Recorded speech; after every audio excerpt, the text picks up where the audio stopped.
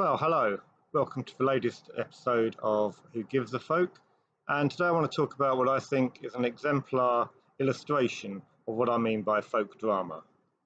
It's the 1943 film A Canterbury Tale.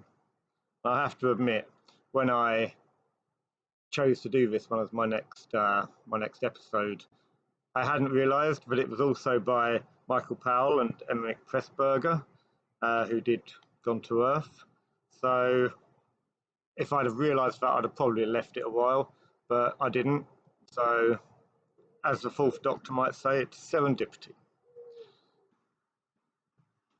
So the opening scene is iconic, with medieval pilgrims walking the Pilgrims Way, and there is a breathtaking shot of a falcon flying through the sky, and then it turns into a World War II airplane, and suddenly we are transported 600 years.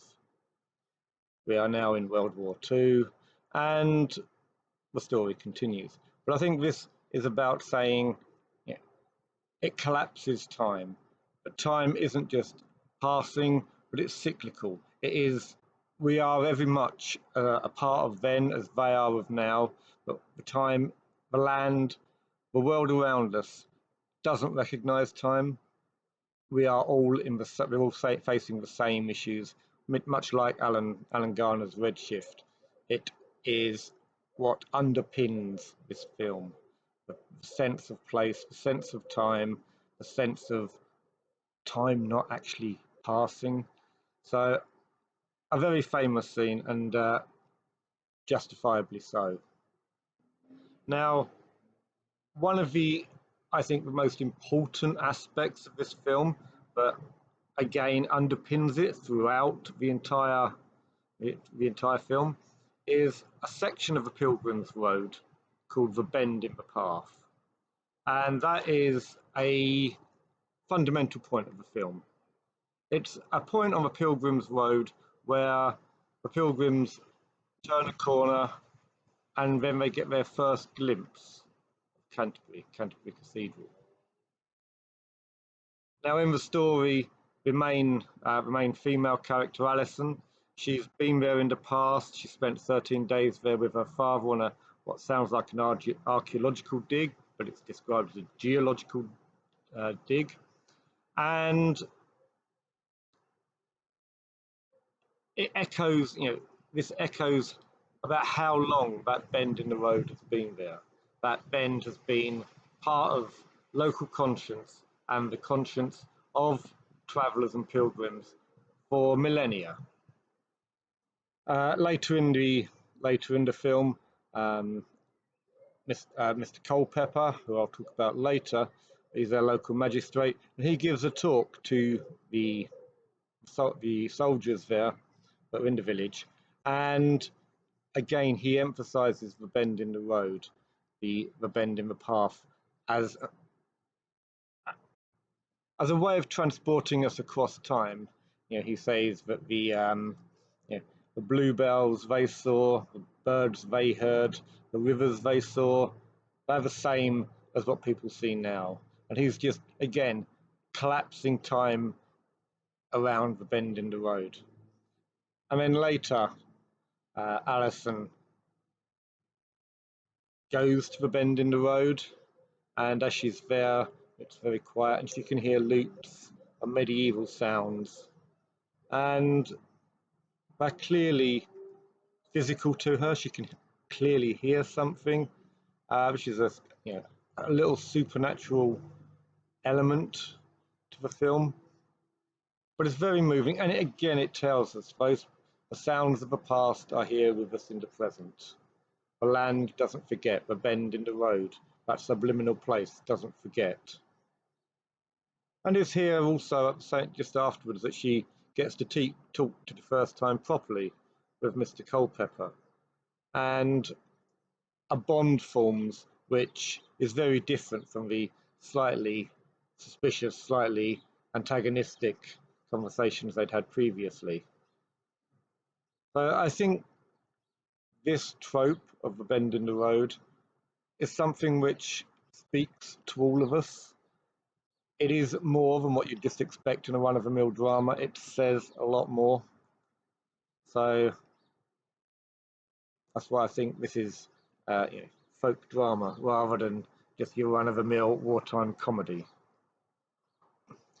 The film proper opens with three people arriving at a rural village, Chillingbourne in Kent, en route for Canterbury. And I'll touch on their journeys a little bit later. But when they get off, they are, it's the middle of wartime. They'll ask for their ID, all these little things that reinforce what life was like during the war. And then as they leave the station, making their way to the wonderfully named Hand of Glory local pub, Alison is hit over the head with glue. There is a local figure called the Glue Man who's been hitting women over the head with glue and running off. And Alison's become his 11th victim. And part of the film is to try and work out who the Glue Man is, what's going on. Now, to be honest, it's not really a mystery because the hints of who it might be are pretty unsubtle, and I think we're supposed to guess who it is quite early on.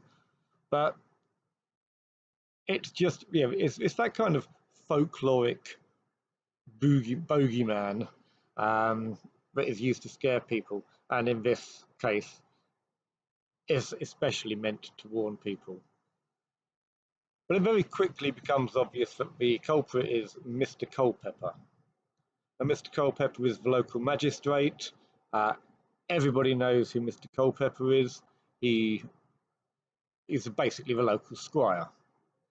And he plays an integral role in the whole denouement of the folk drama. Not only is he the glue man, I hope that's not a spoiler, because it is, but not only is he the glue man, he's a kind of, well, he's almost like Christopher Lee in The Wicker Man. He's the kind of moral guidance of the community. He's the one who keeps them grounded in the nature of the community, the folklore of the community, the history of the community.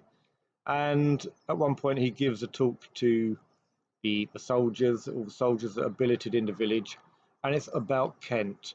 It's about the history of Kent, it's about archaeology, it's about the place of Kent, the rural nature of Kent, and how it's timeless, and how we have to fight to keep that timelessness, to keep these precious past with us, and not just turn our backs on it. One of the reasons I first watched A Canterbury Tale is because it's set in Kent and largely filmed in Kent. Being a Kentish man, or man of Kent myself, it's, I like these local films. Also, the village where it's set, Chillingbourne, is based on a combination of villages, including Chilham and Sittingbourne, my local town. So, and at 12 minutes and 20 seconds, the sergeant says Chillingbourne, and it sounds just like he's saying Sittingbourne. So, just the local patriot in me there, for my hometown, putting the flag up, and that's why I was watching. I first watched A Canterbury Tale. The fact that it is in Kent, it's about the countryside, the rural nature of people, and of the villages. And we see that in the film footage. We see haymaking, we see agricultural activity that is probably largely the same as was carried out when the Pilgrims of Chaucer's day were there, and for many, many centuries before. It's an ongoing cyclical measure of time that I think is emphasized very well in this film. It's subtle, but it's an integral part of it. There's a couple of lovely scenes where the locals have a go at Alison because she's not local, and then the American bonds with the local guy because he has an affinity for woodcraft from his own rural backwoods of America. So the whole aspect of the countryside the rural nature of villages and communities is gently but consistently pushed forward in this film. And I think that is an important part of what makes it a folk drama. It is that echoing what we see in folk horror, the importance of the landscape. The landscape isn't just there to be filmed, it is a part of the play, a part of the film. It's got its own character. So again, why I think this film encapsulates what folk drama really is. So there's my argument for A Canterbury Tale being considered folk drama. We have the bend in the road, the liminal place, we have the character of Dr. Culpepper, trickster, magician, moral guardian, and the concept of the pilgrimage and the journey, which are all echoes of the past being brought into the present. I think it does a really good job of amalgamating time. I think it's a lovely film. So if you like this video, please hit and subscribe, and hopefully I'll join you for more videos soon. Until then, take care and let your ghosts wander with you. Goodbye.